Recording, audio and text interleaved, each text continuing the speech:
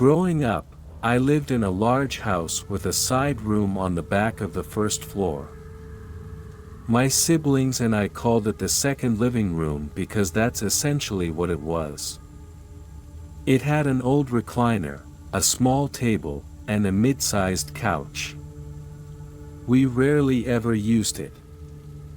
One morning, I woke up feeling sick and told my mom. She told me to take the day off from school and stay home. My siblings had to go to school, and my parents worked, so I had the house to myself. I stayed in bed for a few hours until around 10:30 a.m. when I heard steady footsteps coming from the first floor. I thought nothing of it, assuming my mom had gone in late to work like she sometimes did. Feeling hungry, I got up and went downstairs to the kitchen. As I reached the kitchen doorway, I locked eyes with a 6-foot-tall man wearing ragged, ripped-up clothes. I was frozen in fear, just standing there as he stared back at me expressionless. Although it was only a few seconds, it felt like hours. I finally snapped out of the shock and bolted upstairs to my bedroom. Even though I didn't hear him following, I locked the door and moved a dresser in front of it. Instead of calling 911, I called my mom, screaming that someone was in the house trying to kill me. She told me to stay in my room and call the police, which I did. 15 minutes later, I saw the police arrive through my bedroom window. I ran down to them for safety and told them everything that happened. They did a quick search of the house but found nothing, no intruder, no broken windows, no forced doors. My parents came home shortly after, furious that the intruder hadn't been caught. I was also angry but relieved to be alive. As the police were leaving, one officer noticed a Walmart bag sticking out from under the couch in the unused side room. They found hundreds of trash bags, weeks-old rotting food, and some of our personal items like wipes, water bottles, and even a bag of urine. The man had been living under our couch for weeks. We couldn't understand how we never smelled the garbage or heard any noise from him during that time. We've since cleaned out the room completely and turned it into a breakfast nook with wooden chairs, making it impossible for anyone to hide there again. I'll be off to college in a few months, so I won't have to live in fear of a repeat incident much longer. But I still think about it every time I wake up with a cough.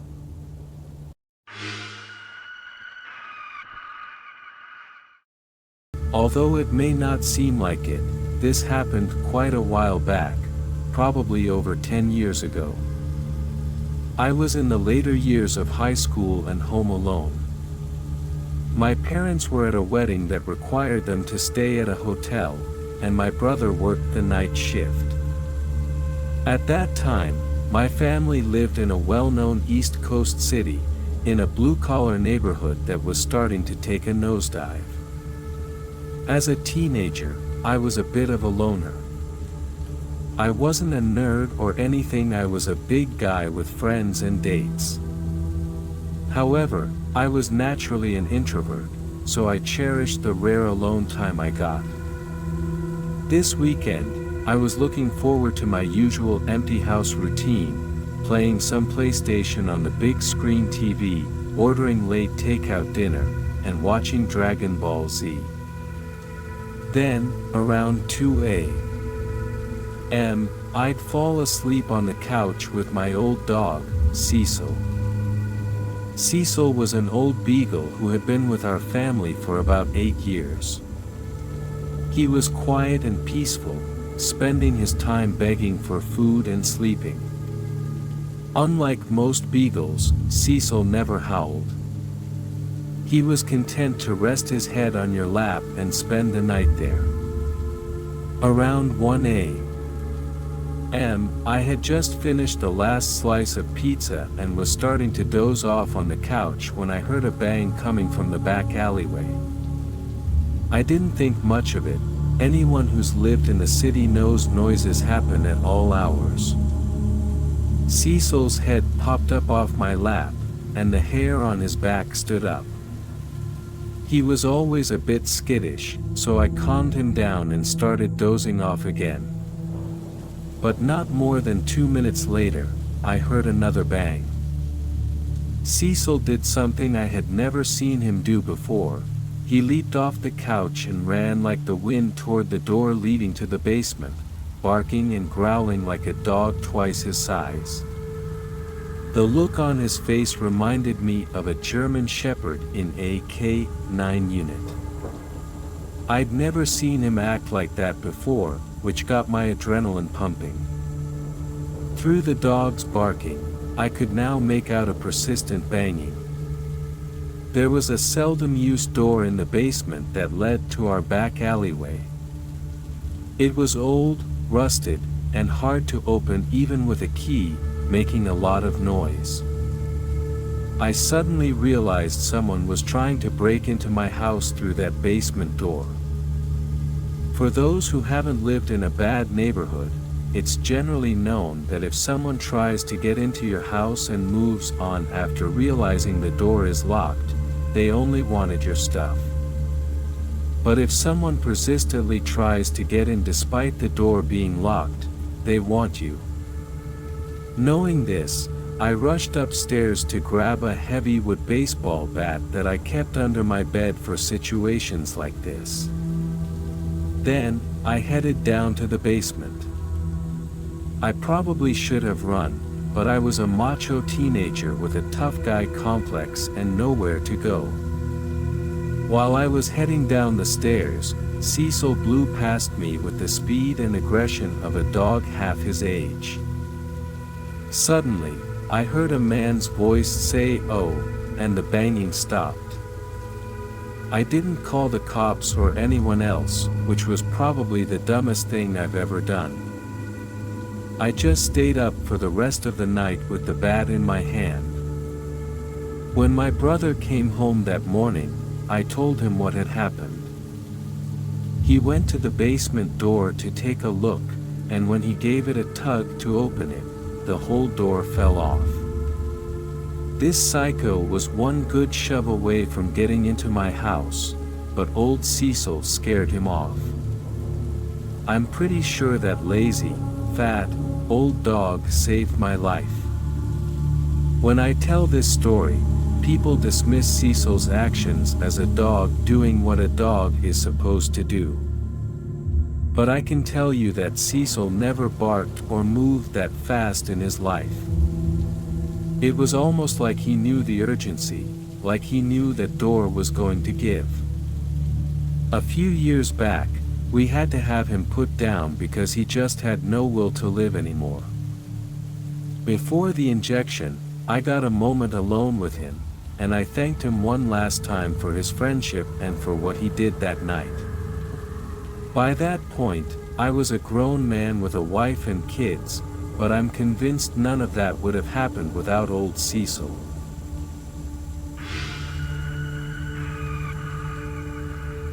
I was about 13 years old at the time of this story.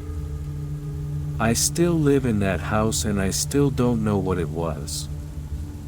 The thunderstorm had just started, and because our neighborhood is in Tornado Alley, I always slept downstairs in my dad's room in case of an emergency because I am a very sound sleeper. It was about 12:43 at night. I was sitting with my phone, watching YouTube to pass the time. As the rain intensified, I heard my dad's car pull up in front of the house. I lived in a small town and everyone knew each other. He was the only one with a car like that, so I figured he had come home to rest since he had been working all night. I gathered my things and my dog and sat on the edge of the bed, waiting for him to arrive. After a few minutes I walked over to the window that looked directly out onto the road.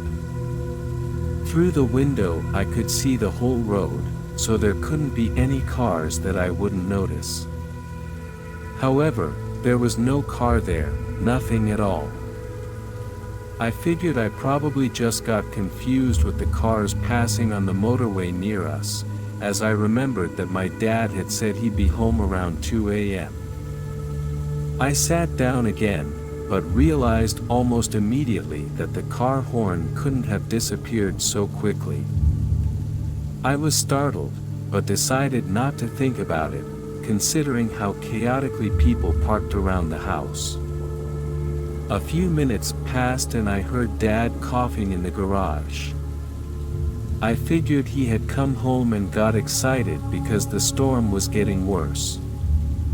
But it only scared me more when I realized I hadn't heard the garage door open. I was too scared to look out the window again, so I just waited. Minutes went by and the rain was getting heavier, the thunder and lightning getting louder and brighter. Suddenly I heard my dad's voice calling my name softly. At that moment I realized that someone was in my house and I froze. I turned and looked at my dog, noticing his puzzled look in my direction as if he hadn't heard anything. I slowly sat up and tried to stay as quiet as possible until I eventually passed out. I woke up at 4 a.m. and immediately ran to the window. I saw my dad's car and ran upstairs to tell him everything that had happened. I don't believe in ghosts or anything like that, but I knew for a fact that someone was calling my name that night. I can't help but wonder what would have happened if I had walked up those stairs and went to the voice.